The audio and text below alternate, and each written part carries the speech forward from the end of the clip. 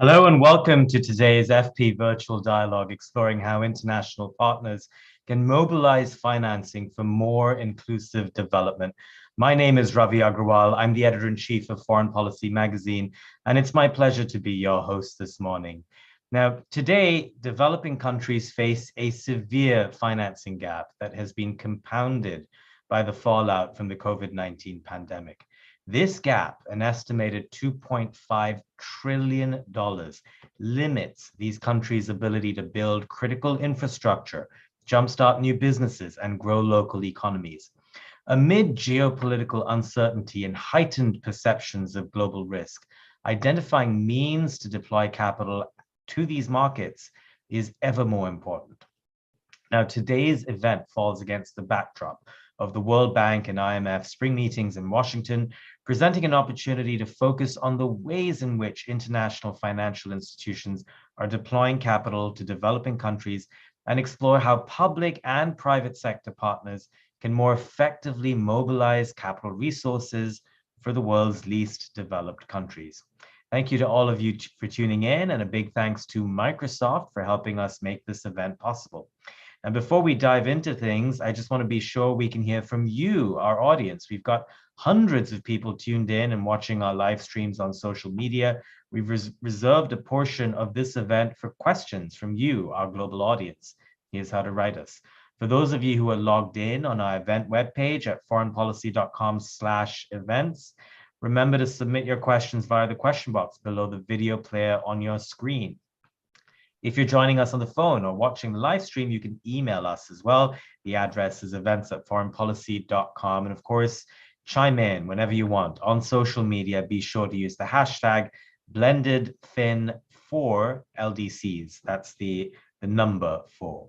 All right, so let's get started. I'm delighted to start the program with two women who've spent their careers focused on this topic and who can provide some framing thoughts for the day. I'm pleased to welcome Dr. Leora Clapper. She's lead economist in development economics at the World Bank. She has deep expertise in finance, fintech, and supporting entrepreneurship in developing countries.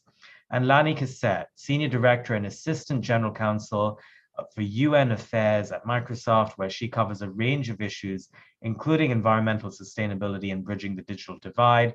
Also focuses on how the private sector can work with the UN and other multilateral partners. Welcome to both of you. Great to see you. All right, so let's get started. Yeah, I can hear you there. Excellent. Lani, let me begin with you. I think just to frame this a little bit for our viewers around the world, just explain to us why this is important, why is blended finance important, and why is the need as great as it is? Well, Microsoft is in a privileged position to be the lead and the chair of the private sector forum for the Least Developed Countries Conference, which will take place in January 2023. And so taking on this role really helped us think through like what needs to happen to get us through the next 10 years, and also thinking ahead about the decade of action and making progress on the SDGs. And one of our learnings throughout this process was really that the most significant factor in all of this is being able to leverage more innovative finance models. And this came down to really leaning into blended finance. And so that's how we became so interested in championing this topic. That makes sense, Lani. Leora, I'll bring you in as well. Let's talk a little bit about how blended finance works. Why is that an important tool? So blended finance is simply, in the context of COVID, it includes targeted, disciplined finance solutions that can be important tools to address short-term finance, working capital, and restructuring needs that preserve private firms and the jobs they provide. The IFC has partnered with private sector partners to support women-owned businesses, climate financing, and other underfunded businesses. And so to be clear here, we're not talking about funding that is going to states. We're talking about identifying smaller sort of businesses and concerns that need the money for smaller infrastructure projects that are ostensibly being ignored in the LDCs? Yes, identifying the market segments where there are large financing gaps and thinking through private-public partnerships to reduce those gaps. So, and just give us, Leah, a couple of examples of the types of projects that could be funded by this kind of partnership and funding. So, for example, the so for example, the IFC has a longstanding blended finance facility for climate finance, which they've had for over 15 years. The pioneer is climate smart investments. There's also a global agricultural and food security program to target agricultural products in low-income countries. There's the global small business finance facility. Small businesses are often the largest source of employment in developing countries, and helping them raise financing. And certainly there are a few programs targeting women entrepreneurs. Women often have short credit histories, fewer hard assets supposed as collateral, and perceived as riskier customers.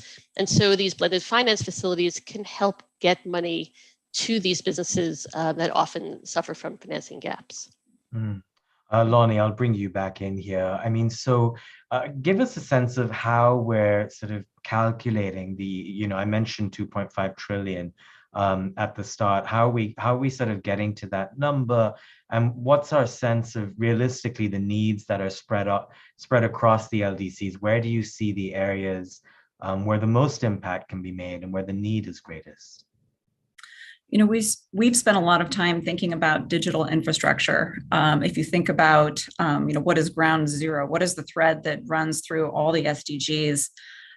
Digital infrastructure is key, and funding at a large scale is required to meet the needs across all of the 46 LDCs. So we've really kind of focused on what it's going to take to achieve this. This panel is focused on blended finance, but I think there are a number of pieces that need to come together. So we've been doing a lot of work building multi-stakeholder groups to think through, what does that solution look like? Trying to define a scalable model, ensuring that all the parts of that solution are discussed and understood before you go about scaling that model. And of course, when you arrive at the moment to scale, when you think you have all the parts in place, which I'm happy to get into more detail later in the discussion, that's when the blended finance really comes in, because none of this is going to happen without creating this multiplier effect and being able to really scale to have that impact and build digital infrastructure across these countries. Got it. And I guess, part of this, push to, towards multi-stakeholder kind of models is partly to bring in the private sector as well, to add a dose of, financial interest, to add a dose of realism and return as well. Am I getting that right? Yeah, exactly right. I think, we started this process thinking through, who are all the people that need to be there in the room? What are all the parts to create the solution that's going to make sense? And, I was a bit surprised, to be honest, that you put everyone in the room together. You have private financiers, development bank. We had representatives from the UN, from the countries themselves. We had UN participants from, the Secretariat running the LDC5 Secretariat. Also those who are thinking about, what is the regulatory environment that is going to be required. And it was quite interesting to see how we all learned from each other. I mean, one may assume that, you're all working on the same problem together. Sometimes people spend a lifetime on this, but it was surprising to see how much we had to learn from one another, and being able to put all of these pieces together. And I would say one of the most interesting conclusions is the frustration of private financiers, kind of being stuck in this middle area, not really qualifying for the micro enterprise, but also not qualifying for the big, really large scale when you think about donor countries and large development banks. And so that really focused our attention on, how to champion and bring, more energy and understanding around what a blended finance model looks like and what needs to happen in order to roll that out. Fascinating. Liara, what kind of reception does this tend to receive from states? So once you bring in this multi-stakeholder approach, let's say you're a government, let's say the government maybe has local issues with supply chains, perhaps it has corruption issues. How do you deal with that when you have a model like this that involves so many stakeholders? So take a step back at some of the enabling environment features that you mentioned. And I would take a step forward and suggest that digital financing solutions are addressing many of these barriers. So for example, we know that digital payments and running money through digital channels can help discourage leakage and get the money to intended recipients. We're also seeing innovations in technology that can help the lenders, the governments, all the funders get better real-time measures of economic activity. And so more and more data is being collected through digital payments, e-commerce, digitized supply chains. And COVID may have accelerated the digital adoption, especially during the periods of social distancing when cash was perceived as unsanitary. And collecting all this more data is allowing the lenders to adopt new mechanisms to improve the risk visibility. Mm-hmm. And by doing so, is allowing all of the lending ecosystem to reduce their risks. And happy to give some examples. And not only is it on the visibility side, it's also technology is also improving the recourse in the case of non-payment. For example, by enabling auto loan payments that are going directly to the lenders from the borrowers, in the case of, for example, e-commerce platforms and supply chains. Oh, that's a great answer. Lonnie, I'll bring you back in. So we're getting in some great audience questions, and I'm going to take a couple of them now. Feel free to pass if you don't want to answer them just yet, and we can come back to them when we bring in our panelists later. But I'll just read the couple that I have flagged for me here. Daniel Kim, who's writing in from Chemonics International in DC. He's asking if you can share any effective models of blended finance we could apply specifically for financing needs in the lower end of the value chain. So for example, micro and small entrepreneurs.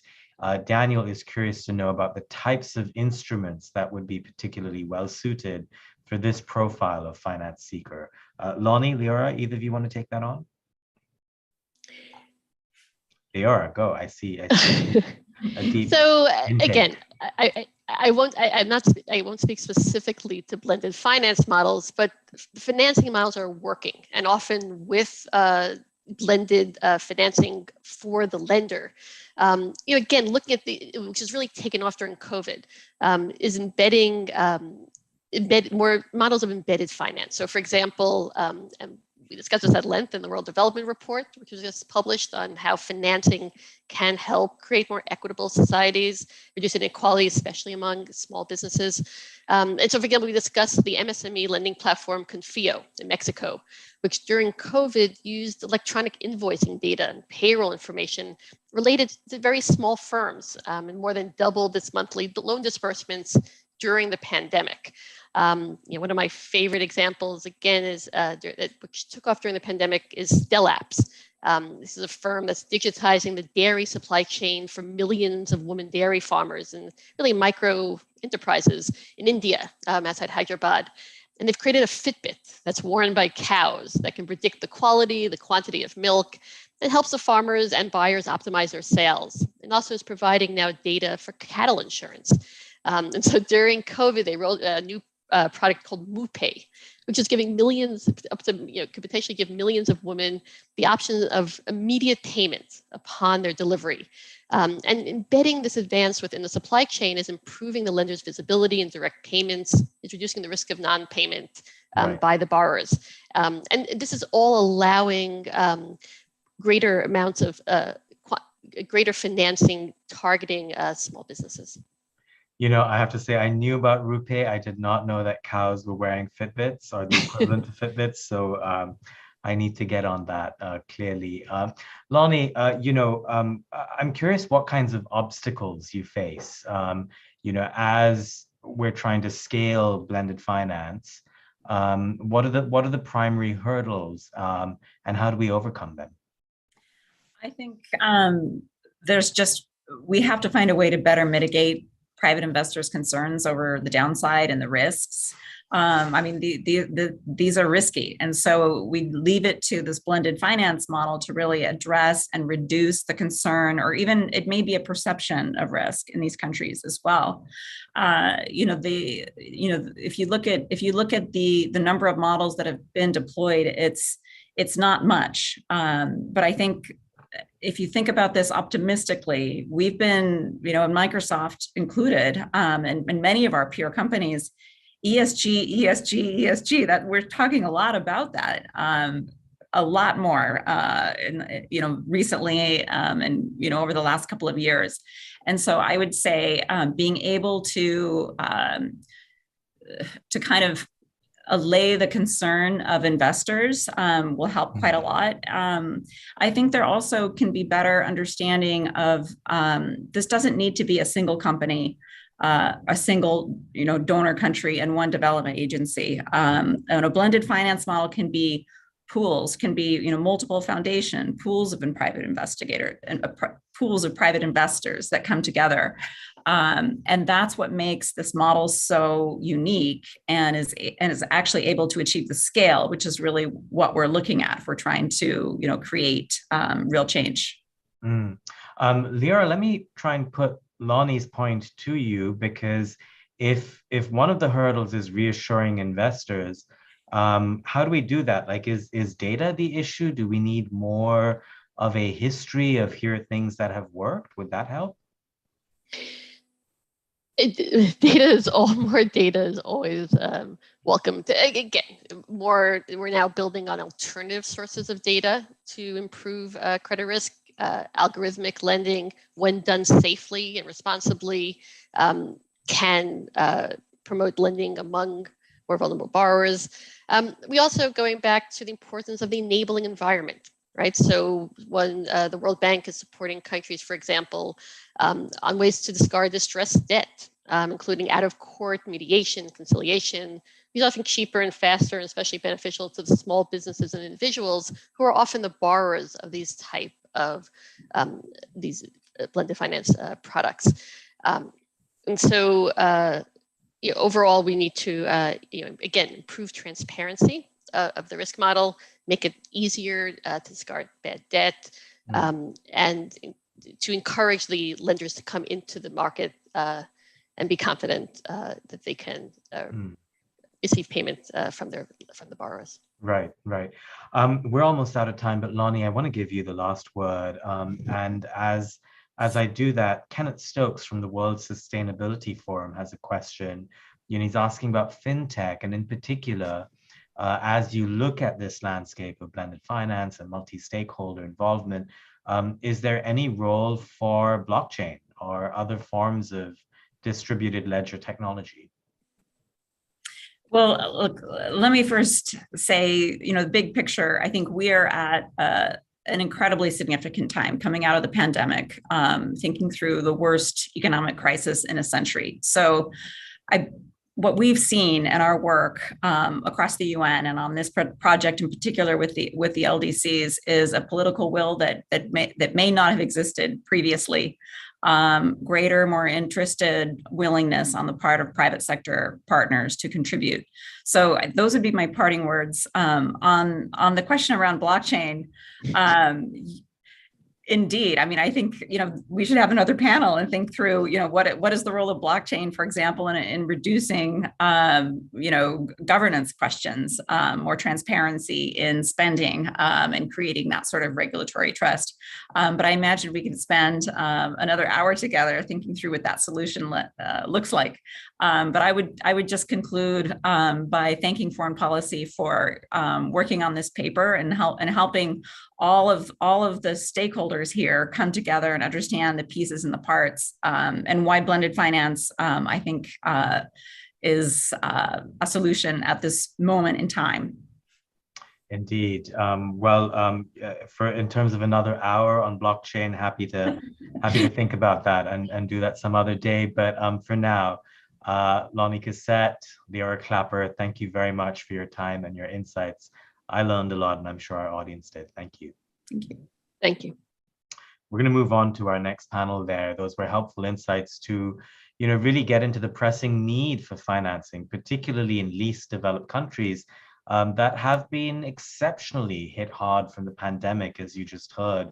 And of course, they're recovering slower from the pandemic as well, partly because so much of the vaccine redistribution effort around the world has been unequal. So in some senses, a double whammy of sorts for the LDCs.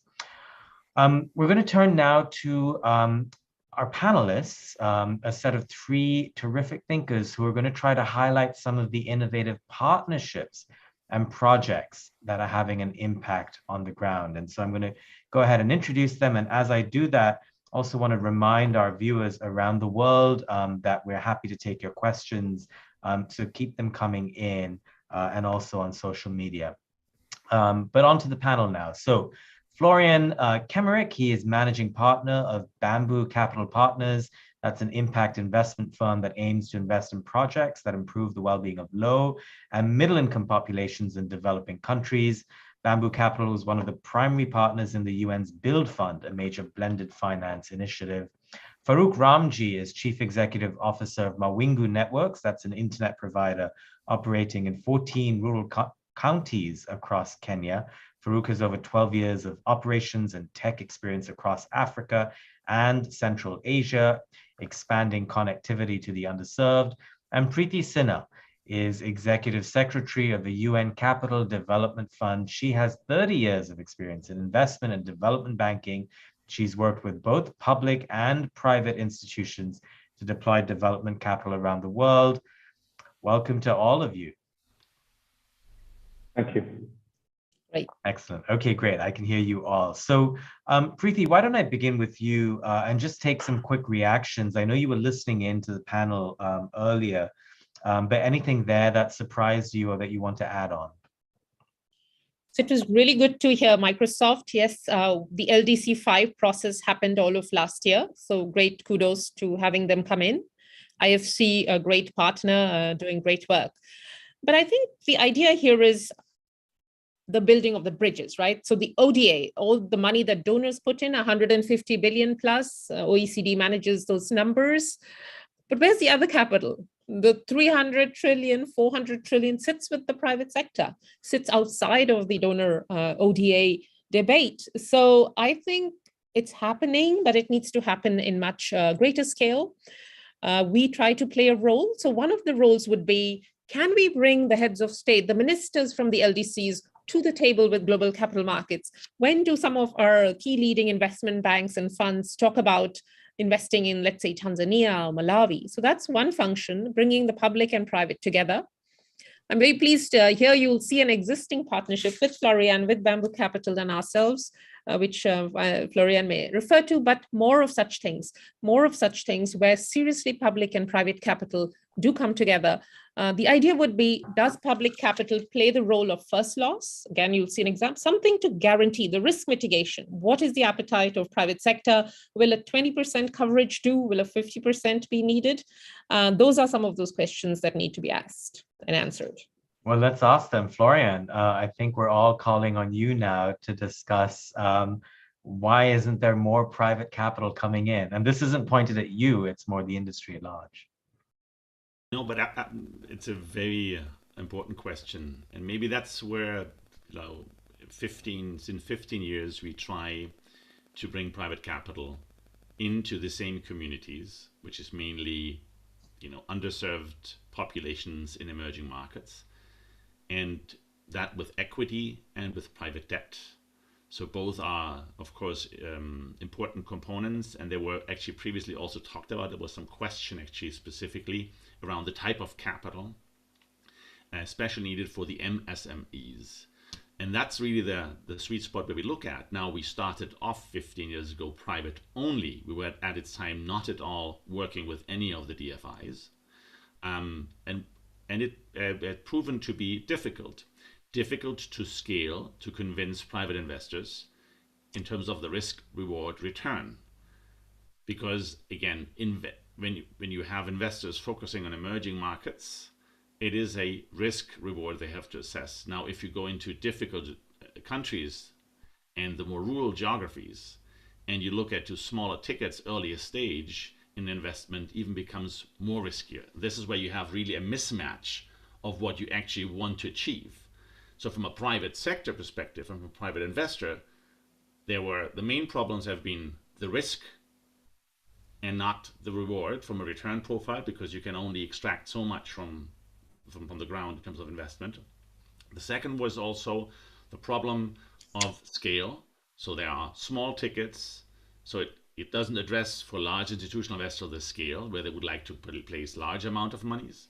The third one also is a little bit when you create innovative solutions, like here with the blended finance, where we are hands-on working and collaborating, by the way, since many years with UNCDF, because it's a co-creation of a fund to make it investable on the ground based on the work UNCDF does. And that's, again, also, it was previously mentioned, is not necessarily speaking the same language, because historically, aid and development has been a very different place where private investors would not actually even consider. And those are the pieces when you try to align all sorts of capital on a theory of change, on something to happen on the ground, specifically in MSMEs in emerging market, that where it is not a blended, let's say, it's not a plain vanilla investment fund or vehicle for an investor to go. There's much more to explain. There are different waterfalls and structures to look into and to understand, to assess. But that's where actually the beauty of the alignment, rather than working in a silo, in the same vehicle where you have technical assistance on the side to make the companies, bring them to an investability. Then you have that blended finance focusing on the risky part of, still too risky for the mainstream financiers, but then to get it to a certain scale to invest in. But then of course the big question is always about risk reward return. How risky is it to invest, and how can we mitigate those risks in a public-private partnership on the blended finance tools? And we believe and fully believe that is probably the only way where you can match mainstream finance on small tickets on the ground, but it's cumbersome and a lot to explain, specifically when you have institutional investors rather thinking into their same metrics of this is, the asset class, which geography, what sector. And again, then it becomes, even with the SDGs, it's not necessarily straightforward, because if you talk about economic empowerment, you're not necessarily, you might hit one SDG, but not necessarily the other SDG, because the economic empowerment is the ultimate goal. But those are some of the thoughts when listening here to the conversations, where blended finance is an amazing tool, but for private investors to consider, and we have had some success of some of the partnerships we have so far on the private side already, but for the time being, it was more, let's say, concessionary pockets to test and to get in there to understand, but not yet really at a full scale. I hear you. Farouk, I'm going to bring you in now. So a few of the themes and words I'm hearing: risky, cumbersome to explain. There's a lot to explain. What is your sense of, reaction to all of that, but also your sense from working with so many businesses in Kenya and across Africa? Yeah, sure. I think I have to be very honest. It is quite difficult to get access to capital. And I want to give an example, and I believe it will raise some eyebrows, but when we look at the United Kingdom and we have an internet service provider in the UK that's trying to raise financing, they'll be getting it at rates of 1 to 4%. If I go to a DFI, a development finance institution, to try and raise funding, I'll be getting it about 16%. If I try and raise, I have to ask, is that in a dollar or pound denomination or local currency? Because obviously in Africa, I know that interest rates in general are higher, right? Because currencies depreciate. Yeah, we're talking about in dollar interest rates. Got it. Wow. So that's a huge Yeah. difference. A huge difference, exactly. And so, access to affordable financing becomes a massive problem. So when you look at blended finance, I think it has to hit on all the areas. It has to look at donor and philanthropic funds. It has to look at the private sector on affordable funding capabilities, and then also the public sector. I think this has to be a match between multi-sector engagement and blended finance. And those two things have to work hand in hand in order for it to impact someone like us who's the end user on the ground. And give us a sense, again, staying with you, Farooq, as an end user on the ground, give us examples of how you've been able to overcome all of these hurdles. I mean, the interest rate difference is significant. The capital gap is significant. So what circumstances have led you to an eventuality where it's still worth it, and why? Yeah, so I think it starts with the process, right? I think typically how it works is you'll start with donor funding. So we've received initially in our business a lot of donor funding, and that's goodwill to take a risk. And Microsoft has been a key player in that field. Once that's done and we start to develop the concept and the idea, we then become a bit more attractive to private financing, and that comes on the equity level.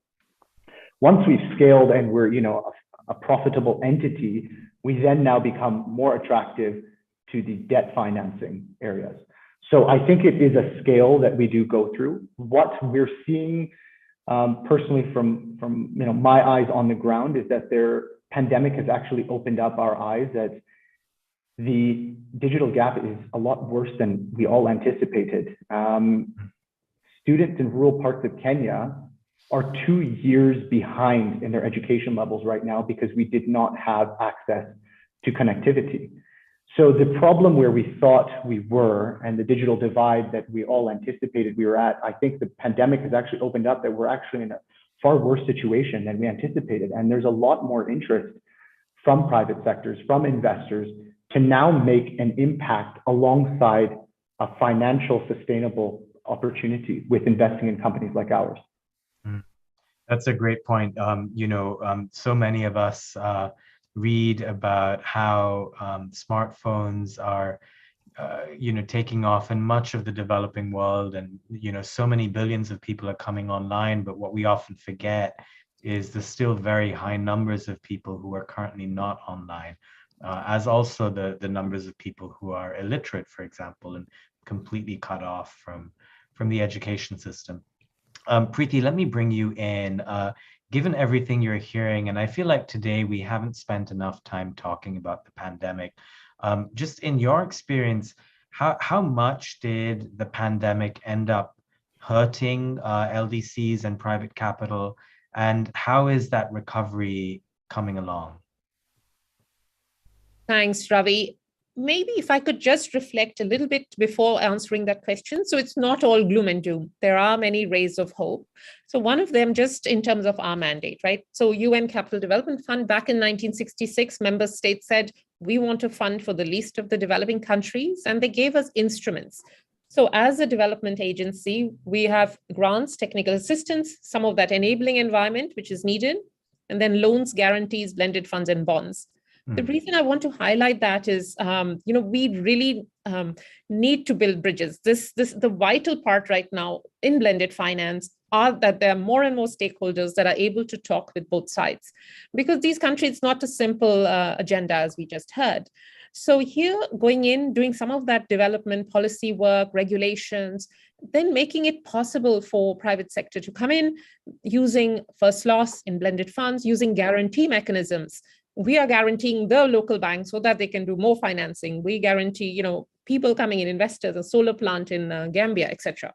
So I'd like to spend more time on this dynamic. But talking about COVID, and one of the other sort of beautiful evolutions we've had is through microfinance, through financial inclusion, to digital. We call it inclusive digital economies. I would reinforce Farooq's work, the use of digital, especially in COVID, very important. We are trying as much as we can. And I believe in the innovation in the aspiration of the human spirit. So we find great entrepreneurs in every part of the world. There could be this in Burkina Faso, there's a solar entrepreneur, Sahelia, wants to do blockchain in solar, we just had. Great example, somebody creating a company called SchoolPay, how to get loans to parents to keep going. So digital, very much a solution for COVID. Yes, COVID did shut down businesses. The idea would be to help the developing world as the developed world to innovate. So SafeBoda, a company in Uganda, motorcycle taxi company, made it into a grocery delivery company. Now I believe Google's putting in 50 million into that, a development funded company. So certainly to innovate. The other part is local infrastructure. These countries, all countries need local infrastructure, keep going, dispersing funding, through to create local solutions, because that's where SDGs could be met. And really, just maybe my highlight would be focus on innovative SMEs in these economies. Let maybe the public sector bring you some examples. There are these individuals, there are these companies that are investable. So COVID, we tried to keep going. We tried to hold steady, stand fast, put more loans in. But we just saw that innovation came out to tackle the challenges. Florian, Preeti rightly calls for putting a spotlight on some of the success stories. Are there any that you are aware of sort of on the private sector side that have worked out well from an investment standpoint? I would definitely say yes. And as Preeti is saying here, actually one of the changes, just to finalize, we've seen post-COVID is actually an increase in the interest rate. And that not necessarily is helpful from an investor perspective.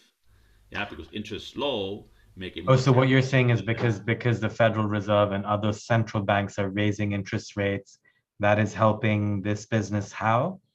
No, it's actually the opposite. So as you have increasing prices on, let's say, on the inflationary outcome, at the same time increases the increase of interest rates is not necessarily an easier one when you look at the match of emerging markets versus a normal investor role. However, the drive of ESG and the demand on the consumer side also, and also from an investor side, is a positive trend we see, because today the world wants to know about the investment making, is the investment actually net positive or net negative I'm doing when I invest? And that's actually helpful on the cause as part of ESG. Now, ESG does not necessarily mean we are investing in MSMEs, but we can clearly state, at least from our understanding, is emerging markets have a great potential from an investment perspective to any private investor, because you're tapping into underserved markets. And especially if you combine technology, because technology resolves access and affordability of goods and services to a great extent around the world. That is also a great factor for inclusivity. We have seen success stories maybe on the past of mobile money, going throughout, and you see, of course, a very fast adoption in Africa on mobile money, where this has become one of the main ways of doing interaction. That, on the other side, makes it much more attractive if you look at the microfinance perspective, much more in fintech. So we are definitely also investing in here. We have seen that tech companies, specifically during the pandemic and post-pandemic, have a high value proposition versus, let's say, the non-technology. Therefore, tech or tech-enabled companies is a great leeway for investors to look at, specifically in underserved markets, specifically in a population which did not have the access in the past. And therefore, you look at it long, sustained growth while you access these markets. And you can see that whether this is in fintech, access to energy. It's a whole new area, just clean energy, but really the access. Florian, I'm just going to jump in for a second. Florian, if you can hear me, we're having a little bit of an issue with your audio. So I'm just going to jump to Farouk and we'll try and fix that on the back end. But I did get all the points you were making. Farouk, as we just heard, I mean, there are success stories. Emerging markets are clearly, on the investment side, attractive. Post-pandemic, with inflation here, as the Federal Reserve raises rates, it's likely that businesses will look to these kinds of opportunities as perhaps more attractive as well. Just to flip that on the local end of things, what impact has blended finance been having? Is it well known enough? What are the main challenges? Yeah, Ravi, I'll be honest, I don't think it is as well known. And when I try and break it down, I think of this as a triangle. And so the first part is the investor. If the investor can provide affordable financing coming into the business, and the business is then able to provide affordable financing and pricing to the end user, the reach is far greater and much more impactful, because the barrier price of entry on pricing is a huge issue, at least in the markets that we are operating in. And so I really think that it's a circular flow within this triangle, is to say that if we can get affordable financing into the business, we can give that to the customer. There's more customers using. Scaling becomes a lot easier. If I can drop my price, Ravi, by half, I can have a market capacity of 12 times the number of customers. So scale becomes enormous. It's the barrier of entry price, and it all becomes on affordable financing is where everything starts. So I think the consumers may not understand it through words like blended finance, but they can certainly see it and feel it when it comes time to paying for these items. That makes a lot of sense. Preeti, I'm going to begin taking some more questions from our global audience, and I'm going to put the first one to you. This one's from Himanshu Sikka in India. And he is at IPE Global, which is a Samrid blended finance facility supported by USAID. And his question is, globally, are there examples of long-term investments being done using blended finance, specifically where project gestation periods are very long? What kinds of blended finance instruments have been used in these cases? Preeti? So Ravi and Himanshu, yes. So one of our blended funds is the Build Fund on SMEs. Another one is with Meridium Capital. So Meridium is the third largest infrastructure asset managers. We've created an international municipal investment facility. And one of the ways to do it is merge the LDC and non-LDC. So Meridium raised a bigger $1 billion fund, 65% for non-LDCs, 35% for LDCs. We create the pipeline. This fund will invest in long-term projects, Mauritania Airport being one, Kumasi Bus Terminal in Ghana being another one. So it is possible. It is the coming together, as I said, always of the right partners, sufficient risk appetite, sufficient leadership that understand these markets, and collaboration with the countries. I am very positive on governance when it works, the desire for the leadership as well to access markets. Therefore, the demand we do get is on bankable projects, creation of bankable projects. So therefore, a role on pipeline development, certainly, of injecting capacity into them in ministries. I was in Senegal recently. We've helped create PPP regulation. They want more people joining them in the PPP industry. One of the things Farouk mentioned, the pricing. Local currency is a puzzle, is to be cracked yet. What it does is adds that 6 to 7% hedging cost onto that interest rate. So if we could perhaps... You mean depreciation, right? No, just the risk to hedge. So suppose, you lend in dollars, then it gets converted to local currency, then it comes backwards. So that's why the dollar rate is so high for country, for the investor to take that risk that they will get money back from, these investable markets. I would suggest even a donor facility somehow to hedge for local currency. We do have entities like TCX and others, but that is a puzzle to be cracked. And Preeti, just staying with you, I've also got a question from Marina. She's in New Haven at Olech Inc. and is asking, what are the most successful examples of climate financing practices? Are there effective organizations that administer climate financing allocations? Surely. So climate financing, you'll see through the COPs, big numbers being talked about. COP26, I think Mark Carney said $130 trillion. But let me talk about a blended fund we have, the Global Fund on Coral Reefs. We put this together between UNCDF, UNEP, UNDP. It's a $625 million blended fund, 120, 100, 120 in first loss. GCF, I would point to the Green Climate Fund, has put in 125 million in the private sector window. And through this, we are starting to invest in coral reefs to protect coral reefs, which is, of course, part of nature, part of climate debate, leaching, etc. And there again, finding companies into which this money can go. So GCF, certainly a valuable partner in that.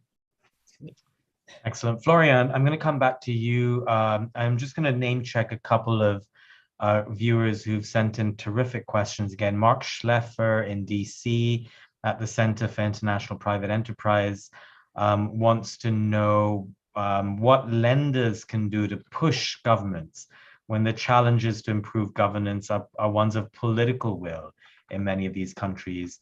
And related also to your expertise, Edna Sumre at the Spider Center in Stockholm is asking, how can development partners better engage private financiers for blended finance? What's the most effective solution to bring private-public partnerships to be more effective in work towards SDGs? Florian? Yes, and just to understand, the first question was about governance, not governments, correct? No, it was what can lenders do to push governments when the challenges to improve governance, that's right, are ones of political will. Yes, again, first of all, when you talk about lenders, if a lender is interested in a specific geography, on a specific type of investment, he should be loud and clear about this. And then that starts really wherever a lender is based and wherever the money comes from. That's the low-hanging fruit that you would reach out to your government, in the same sense, to look at that.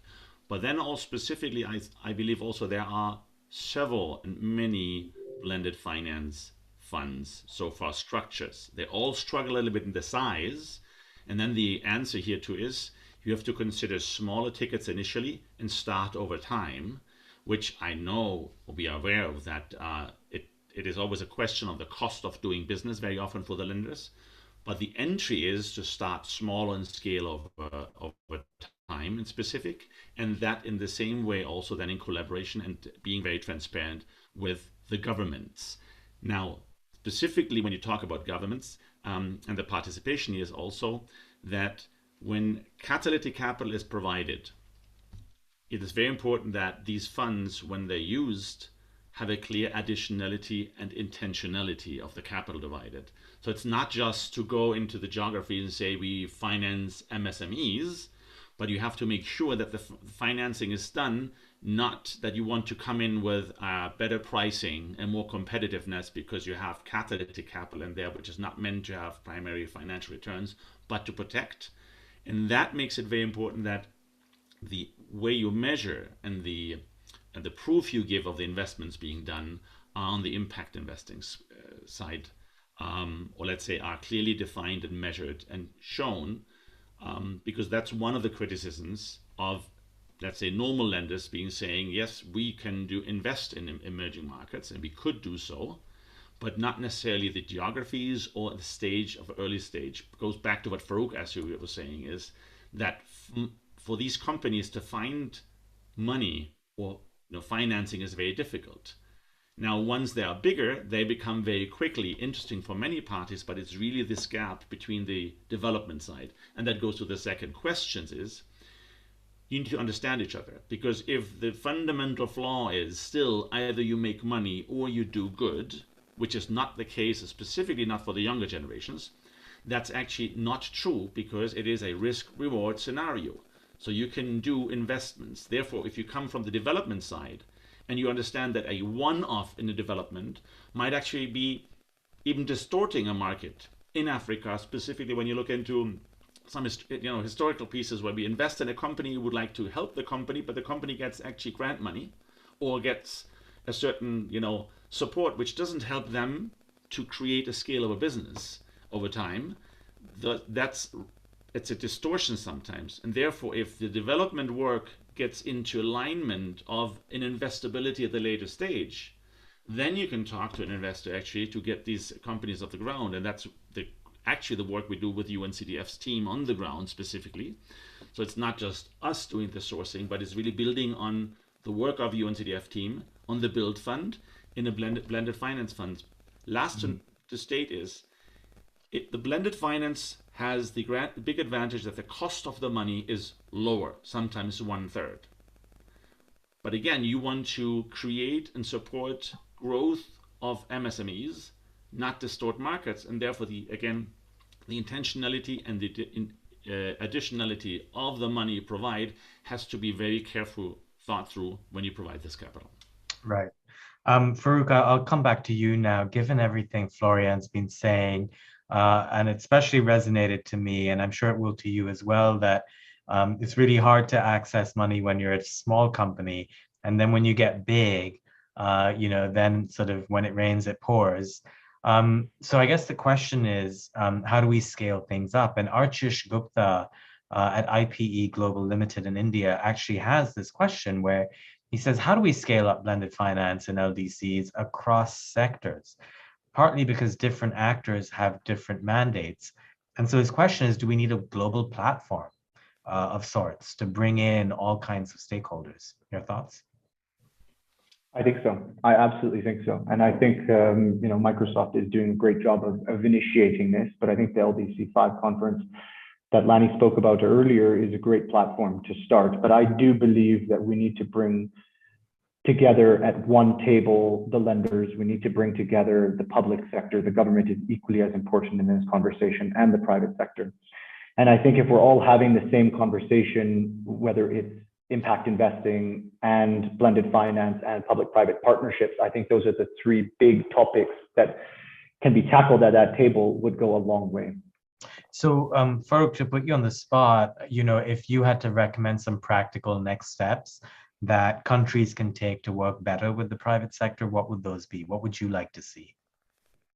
Yeah, I think there's a lot of opportunity with the development finance institutions, ones where we can create framework agreements, shared deal pipelines, first right of refusal. I think there's an enormous amount of innovative financing that we can get captured on, and that can really jumpstart you. And once, like you said, once it rains, it pours. You just need to get over that lever to hit that climax, and then funding will come in.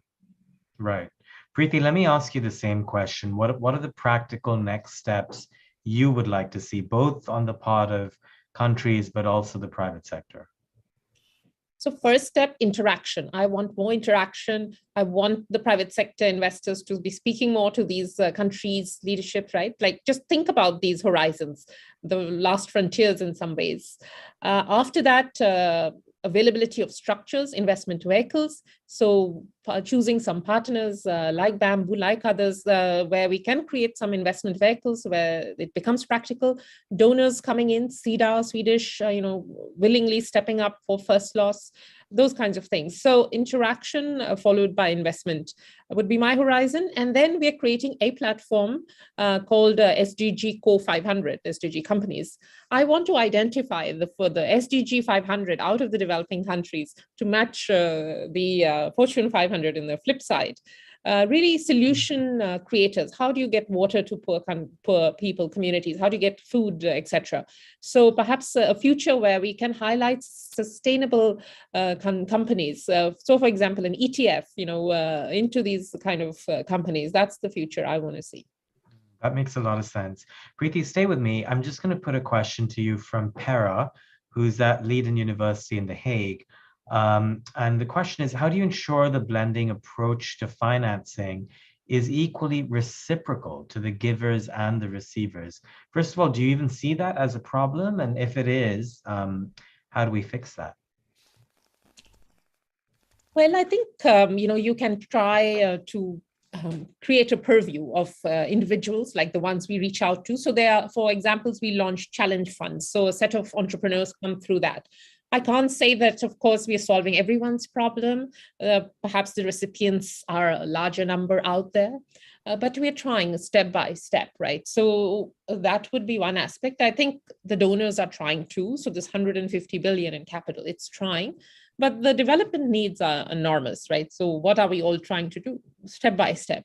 But the willingness, so capital, if capital could serve humanity, that's my point, right? Then the world could be a different place. Indeed, that's a big statement and very true. But of course, sometimes there are competing agendas. Farouk, I'm just going to give you the last word here.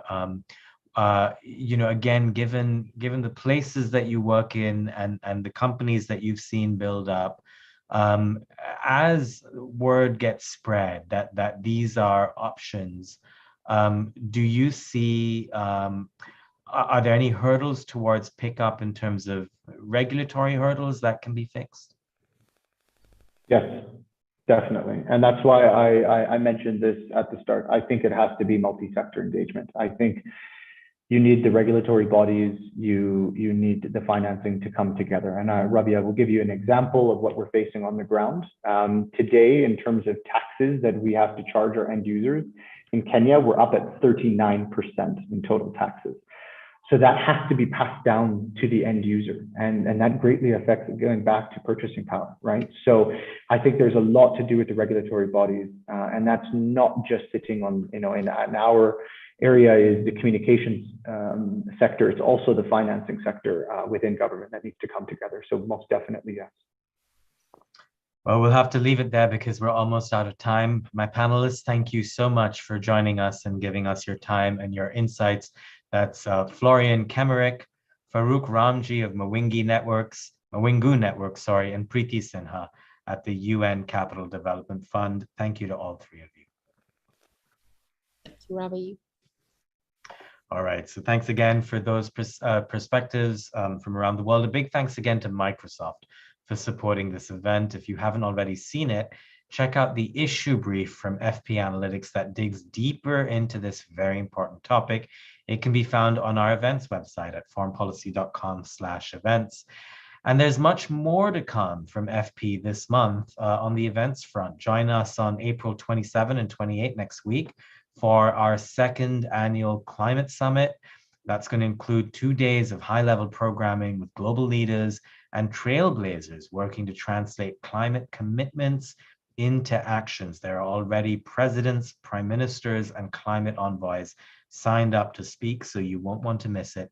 And then later, just looking ahead, on May 10, we're going to sit down with the 2022 Lionel Gelber Book Prize winner, and that's Carter Malkasian, for his book, The American War in Afghanistan, A History. It's an excellent book. The conversation will explore the lessons learned about foreign intervention and the steps that led to a losing outcome for the United States. Stay tuned for updates on that and all else on foreignpolicy.com.